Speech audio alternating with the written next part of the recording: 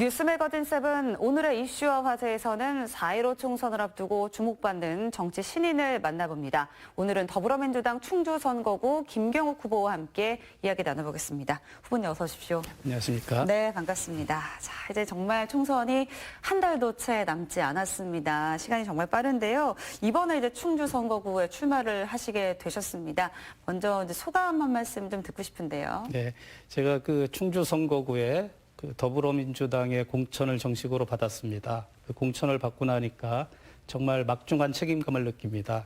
지금 충주가 상당히 정체되어 있는 상황인데 그 변화를 갈망하는 충주 시민 또 저희 당 지지자들의 뜻을 받들어서 반드시 승리를 이루어내겠다는 그런 각오를 새롭게 하고 있습니다. 네, 뭔가 이제 새로운 충주를 만들어 보겠다라는 의지가 또 강력해 보이시고요.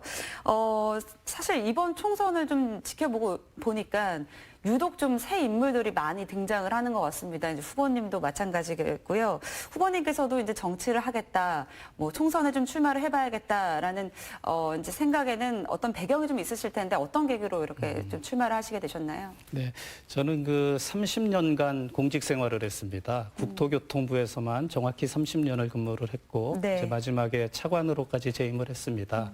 이번 총선을 앞두고 뭐 여러 곳에서 좀 영입 제의가 사실 있었고요.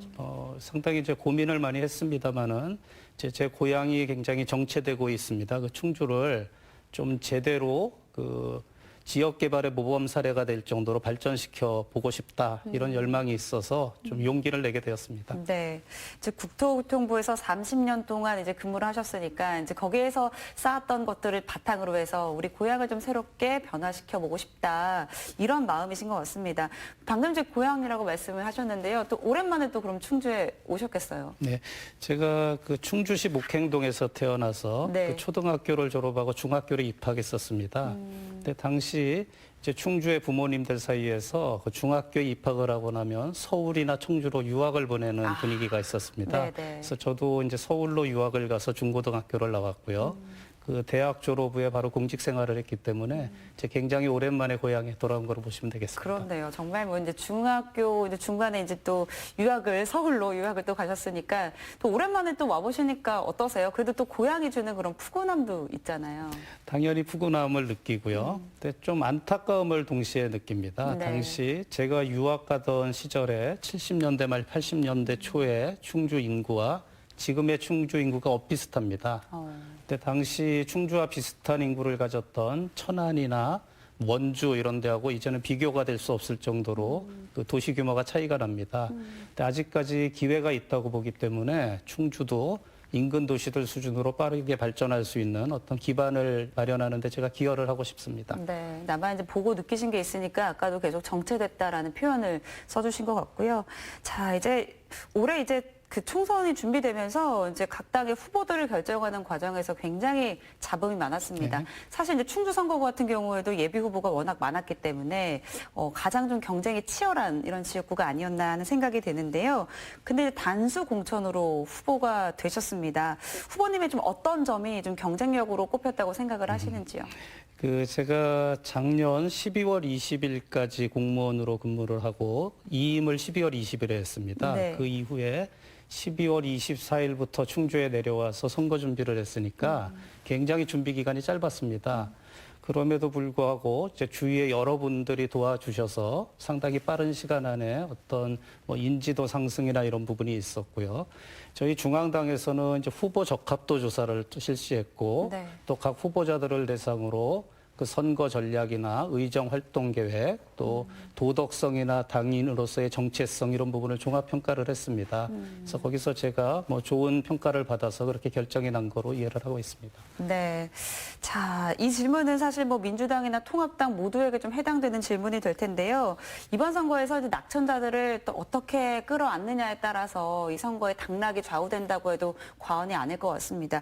후보님께서도 좀 계획을 갖고 계실 것 같은데요. 어떠십니까? 저희 이제 그 출마를 준비하고 계셨던 두 분 시장님이 계셨습니다. 네. 그 두 분께서 한 분은 저희 캠프의 상임선대위원장을 맡아주고 계시고 또 한 분은 후원회장을 맡아주고 계십니다. 또 마지막까지 같이 경쟁했던 예비 후보 중에 이제 박지호 후보께서는 네. 저희 공동선대위원장으로 또 일을 하고 계시고요. 근데 다만 이제 아직까지도 그 고심을 하고 계신 분이 계신데 저는 그 대승적 차원에서 저희 쪽에 합류해 주시기를 기다리고 있는 상태입니다. 네.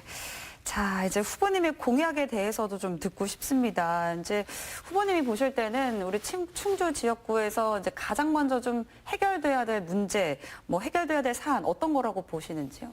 그 두 가지를 딱 꼽을 수 있는데요. 네. 그 교통을 더 크게 개선을 해야 됩니다. 또 하나는 그 원도심이 침체되고 있는 문제를 해결해야 됩니다. 네. 이 두 가지 모두 다행스럽게도 이제 제가 전문성을 가지고 있는 분야입니다.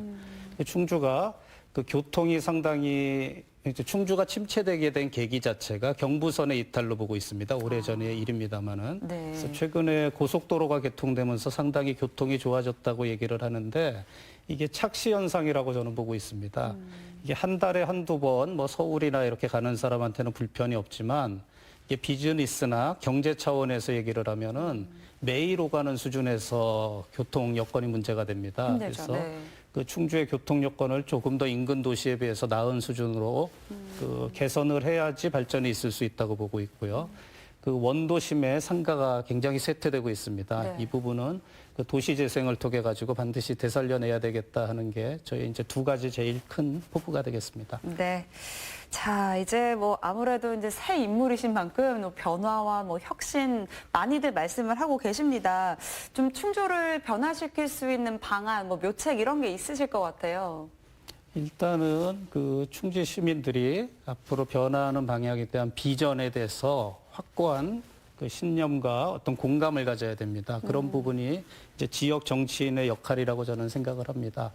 두 번째는 이런 비전을 실현하기 위해서는 아무래도 중앙으로부터의 그 지원이 필요합니다. 그렇죠. 그래서 저는 최근까지 그 중앙부처 정무직 공무원으로 일했던 힘 있는 여당 후보입니다. 그래서 아직까지 또 많은 요소의 인맥들이 살아있기 때문에 이런 전문성과 인맥 또 젊은이로서의 어떤 의욕 이런 부분을 합쳐서 아마 충주의 변화를 가져올 수 있는 구심점이 돼보고자 합니다. 네. 자, 이제 후보님께서는 이제 통합당의 이종배 의원과 또 일전을 앞두고 계십니다.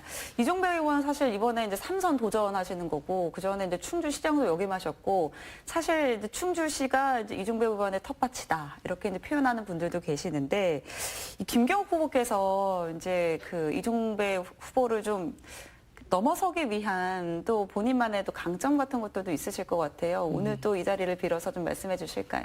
뭐 제일 큰 강점이 사실은 젊음이고요. 네. 저희 이제 개인적으로는 이종배 의원님이 공직 선배이시고 또 행안부 차관도 역임하셨는데 저보다 고시 기준으로 딱 10년 선배가 되십니다. 아, 그렇군요. 예. 그래서 저는 이제 10년이 젊다는 부분이 제일 큰 강점이 되겠고요. 그 두 번째는 이제 제가 50대 중반입니다. 네. 그러면 이제 50대 중반이 사회 요소에 한참 중요한 포스트에서 활동을 하는 시기입니다. 그래서 어떤 중앙의 도움을 받을 수 있는 인맥이나 통로 이런 부분이 이제 제가 더 뛰어나다고 보고 있습니다.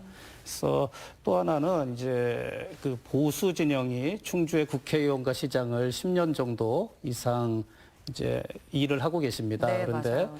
어느 부분이든지 어떤 도전이나 변화가 없이 쭉 어떤 체제가 지속이 되면은 정체되기 마련입니다. 충주가 꼭 그런 상황입니다. 그래서 그런 의미에서도 리더십 교체를 해야 되겠다 하는 게 이제 반드시 필요하다고 보고 있고 제가 반드시 이루어낼 생각으로 있습니다. 네, 그러면 이제 충주가 사실 이제 보수 지역이 보수 정당이 굉장히 이제 오랫동안 있었던 곳인데 그러면 좀 이번에는 좀 그걸 바꿔볼 수 있겠다라는 자신감이 있으신 건가요? 그렇습니다. 그게 당연히 자신감이 있고요. 네. 이제 흔히 뭐 보수 지역의 텃밭이고 저희가 고전할 것이라고 얘기를 하시는데 네. 저희 캠프에서는 우려와 다르게 굉장히 희망적으로 보고 있습니다. 실제 그 많은 바람이 일어나고 있는 부분을 저희는 감지를 하고 있습니다. 네, 그렇군요. 자, 이제 사실은 근데 이제 김경욱 후보께서는 이제 현직 의원에 비해서는 인지도가 떨어지는 게 사실입니다. 그래서 사실은 이 기간 동안 굉장히 유권자와 좀 가까이서 많이 만나고 또 노출도 많이 필요한 시기이기도 한데요. 근데 코로나19 때문에 뭐 선거 운동도 쉽지 않으실 것 같습니다. 유세는 어떻게 하고 계십니까?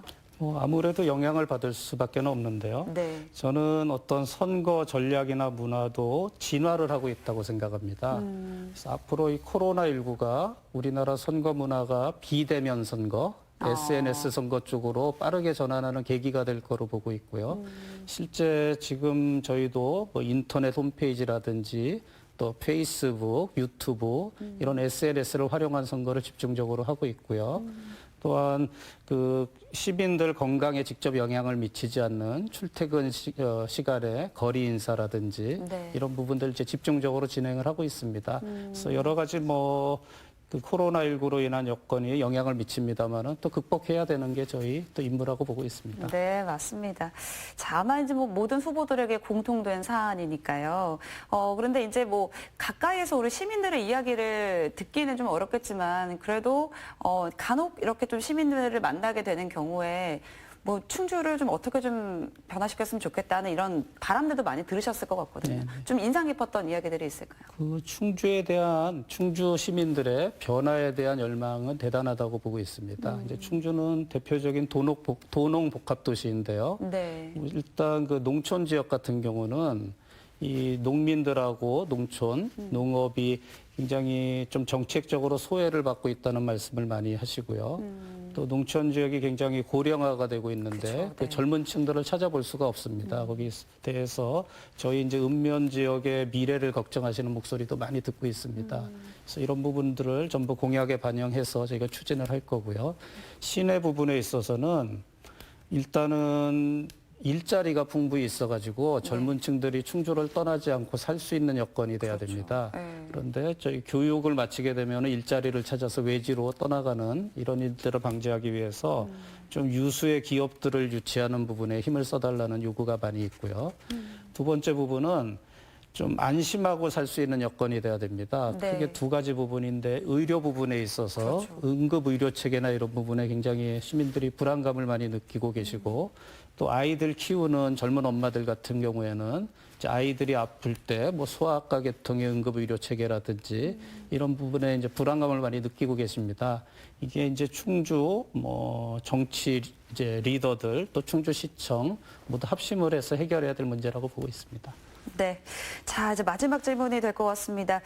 이제 국회의원 당선에 성공을 한다면 이루고 싶은 포부 이런 것들이 있으실 것 같은데요. 간략하게 말씀해 주실까요? 제가 원내로 진출을 하게 되면은 일단 좀 큰 틀에 국회의원은 두 가지 지위를 가집니다. 이제 국가를 위해서 일하는 지위, 또 지역을 위해서 일하는 지위, 또 국가를 위해서 일하는 측면에서는 우리 아들, 딸 세대들, 저희도 이제 기성세대가 되기 때문에 이 세대들이 충분히 어떤 기회를 가질 수 있고 좀 사회 보호를 받을 수 있고 이런 사회 시스템을 만드는 데 기여를 하고 싶고 거기에는 그 국가의 재원 배분 시스템이라든지 각종 법 체계들이 모두 관여가 됩니다. 어떤 포용적인 사회, 저희가 보기에는 그 북구형이나 서구형의 복지사회 모델로 가는데 좀 기여를 하고 싶다는 포부가 개인적으로는 있고요. 지역을 위해서는 이 지역 국회의원은 특혜가 있다고 저는 생각합니다. 제가 그 정부 부처에 근무할 때는 모든 지역에 대해서 공평하게 그 동일한 기준으로 어떤 편파적인 거 없이 해야 되는 게 그렇죠. 공무원의 도리이고 책임이었고 네. 지역구 국회의원은 편파적으로 요구할 수 있다고 보고 있습니다. 그래서 제가 충주를 위해서 아주 힘껏 그 주장을 하고 많은 자원을 획득할 계획으로 있습니다. 네, 알겠습니다. 자, 오늘은 김경욱 후보와 함께했습니다. 감사합니다.